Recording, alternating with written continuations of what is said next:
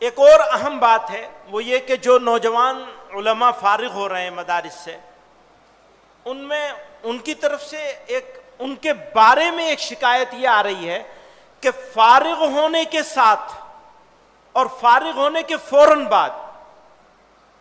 بڑی تعداد ایسے لوگوں کی ہے جن کو رہنمائی نہیں مل رہی ہے، جن کو جوڑا نہیں جا رہا ہے، جن کے ساتھ رابطے نہیں کیے جا رہے ہیں۔ یہ تجویز بہت دنوں سے زیر بحث ہے کہ کوئی ایک پلیٹ فارم ایسا ہونا چاہیے جو نئے فارغ علماء کو اپنے ساتھ جوڑے۔ تو جمعیت علماء سے بہتر تو کوئی نہیں ہو سکتا، تو جمعیت علماء کے پاس کوئی ایسا نظام ہونا چاہیے یا جمعیت علماء کو اس کے بارے میں سوچنا چاہیے اور کرنا چاہیے، یہ ایک تجویز ہے۔ میں مسلم نوجوانوں سے کہنا چاہتا ہوں کہ ان کو ہوشیار رہنے کی بہت ضرورت ہے۔ یہ جو جذبات کا کھیل ہوتا ہے، لوگوں کو جذبات ایک طرف سے گالی دلوائی جا رہی ہے تو جواب میں آپ کو بھی گالی دینے کے لیے اکسایا جا رہا ہے، تو پلیز اس سے ہوشیار رہیے، اس کے چکر میں بالکل مت پڑیے۔ اگر آپ اس کے چکر میں پڑیں گے تو ہمارا نقصان ہو جائے گا۔ آخری بات کرنے سے پہلے، ابھی NCPCR آج ہی ہمارے پاس رات ایک وہ آیا ہے، نوٹس آیا ہے، کسی NCPCR کا جو کمیشن ہے اس نے یو پی کے چیف سیکریٹری کو، یو پی گورنمنٹ کو لکھا ہے، اور اس کے لکھنے کے جواب میں اس نے رپورٹ طلب کی ہے یو پی حکومت سے کہ جو نمبر 1 یو پی کے مدارس میں پڑھنے والے بچے جو بنیادی تعلیم حق قانون کے تحت آتے ہیں، ان کے ہندو بچوں کو اسکولوں میں داخل کرایا جائے۔ ایک بات یہ کہنا چاہ رہا ہے وہ کہ جو ہندو بچے مدرسوں میں پڑھ رہے ہیں ان کو اسکولوں میں داخل کرایا جائے۔ دوسری بات، یو پی کے چیف سیکریٹری نے اپنے سب ضلع مجسٹریٹس کو یہ آرڈر بھیجا ہے کہ غیر تسلیم شدہ مدارس جن کی تعداد 4204 ہے، ان میں داخل بچوں کو بنیادی حق تعلیم کے تحت اسکولوں میں داخل کیا جائے۔ جن مدارس کا سروے نہیں ہوا ان کا بھی فوری سروے کرایا جائے۔ جب یہ اس سے پچھلی مرتبہ یو پی کے مدارس کا سروے آیا تھا، سروے کا آرڈر آیا تھا،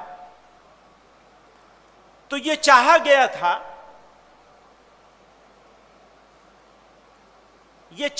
تھا کہ اس سروے کا بائیکاٹ کیا جائے، لیکن دارالعلوم دیوبند نے یہ فیصلہ کیا کہ اس سروے کو سپورٹ کیا جائے، بلکہ ہم ہی سروے کر کے دے دیں گے۔ بہرحال وہ دارالعلوم دیوبند نے کیوں فیصلہ کیا وہ دارالعلوم دیوبند جانے۔ آج ہم پھر یہ بات کہنا چاہتا ہوں میں یہاں آپ حضرات سے، اور اس پہ اگر کسی کو کوئی کہنا ہو تو ہماری طرف سے دعوت ہے، آپ کہہ سکتے ہیں۔ ہمارا بالکل واضح ہے، جو حق تعلیم کا قانون ہے اس قانون میں مدارس اسلامیہ کا استثناء مدارس اسلامیہ کو حاصل ہے، اور ہم اس استثناء کے حق سے، وہ ہمارا دستوری حق ہے، اس سے دستبردار ہونے کے لیے تیار نہیں ہے کسی قیمت۔ یہ ہماری زندگی اور موت کا سوال ہے، ہم اس پر کوئی کمپرومائز نہیں کریں گے، نمبر 1۔ نمبر 2، اپنے علماء کو اس بات کے لیے تیار کرنا ہم اپنا فرض منصبی سمجھتے ہیں کہ وہ موجودہ زمانے کے تقاضوں کو پہچاننے کی قابلیت اپنے اندر پیدا کر لیں، کسی بھی ذریعے سے پیدا کریں۔ اگر موجودہ زمانے کے علماء موجودہ زمانے کے تقاضوں کو سمجھنے میں ناکام رہیں گے تو ہم اپنے نوجوان بچوں اور بچیوں کو ارتداد سے بچانے میں وہ کردار نہیں ادا کر سکیں گے جو کردار ہمارا بنتا ہے۔ تو عصری تعلیم نوکریوں کے لیے نہیں، عصری تعلیم مبلغین کے لیے صحیح تبلیغ کر سکیں، خطبہ کے لیے اس لہجے میں اس انداز میں خطاب کر سکیں، خطبہ دے سکیں، نوجوان بچوں اور بچیوں کے سامنے جو تردد اور شک پیدا کیا جا رہا ہے اس شک اور تردد کا جواب دے سکیں، ان کی زبان کو سمجھ سکیں، ان کے اصطلاحات کو سمجھ سکیں۔ یہ ہماری اس وقت کے علماء کی، نوجوان علماء کی، کام کرنے والوں کی بڑی ضرورتوں میں سے ایک بہت بڑی ضرورت ہے۔ میں کیونکہ بڑے علماء موجود ہیں اس مجلس میں، اس لیے یہ نہیں کہہ رہا ہوں کہ سب سے بڑی ضرورت ہے، احتیاط سے بول رہا ہوں، چند بڑی ضرورتوں میں سے ایک ضرورت ہے۔ خدا را اس ضرورت کی طرف متوجہ ہو جائیے۔ میں اس بات میں پورا یقین رکھتا ہوں، ہندوستان کے مسلمانوں کی، اس ملک کی آبرو اگر کوئی ہے تو وہ علماء کرام ہیں۔ اگر علماء کمزور رہیں گے، طاقتور نہیں ہوں گے تو ملک کمزور ہو جائے گا۔ یہ میرے ملک کا سوال ہے،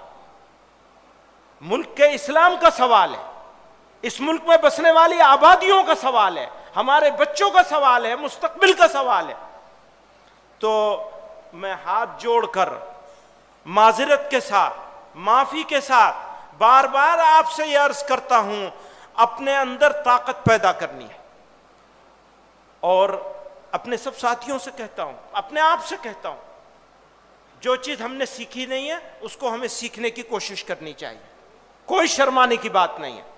اگر میں انگریزی سیکھ سکتا ہوں، اگر مجھے کمپیوٹر سیکھنا ہے تو مجھے اس عمر میں بھی، حالانکہ میں یہ بار بار کہتا ہوں میرا پیر تو قبر میں ہے، پھر بھی اس عمر میں بھی اگر مجھے کمپیوٹر سیکھنے کی ضرورت ہے مجھے سیکھنا چاہیے۔ مجھے اگر انگریزی سیکھنے کی ضرورت ہے مجھے سیکھنے کے لیے کوشش کرنی چاہیے۔ ہندی مجھے تو اپنا بچپن یاد ہے، امروہہ تشریف لے گئے تھے ہمارے حضرت رحمۃ اللہ علیہ، اور ہمارے مربی مشفق محترم استاد تھے حضرت قاری عثمان صاحب رحمۃ اللہ علیہ، ان سے ان دونوں کی گفتگو ہو رہی تھی، میں نے سنا ہے، حضرت فرما رہے تھے اس کو ہندی پڑھا رہے ہیں آپ نہیں پڑھا رہے ہیں؟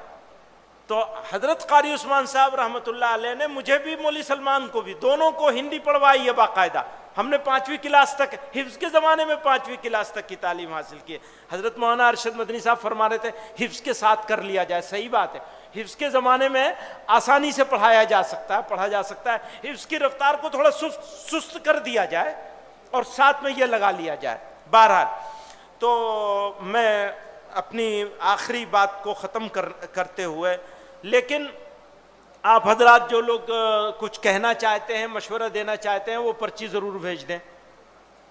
کچھ پرچیاں ضرور آنی چاہیے ہمیں، یہ تو معلوم ہونے کچھ آ گئی ہیں ماشاءاللہ، یہ تو بہت ساری آ گئی، اب اور مت لیجیے گا۔ ہاں ایک بات اور کہنا چاہتے ہیں،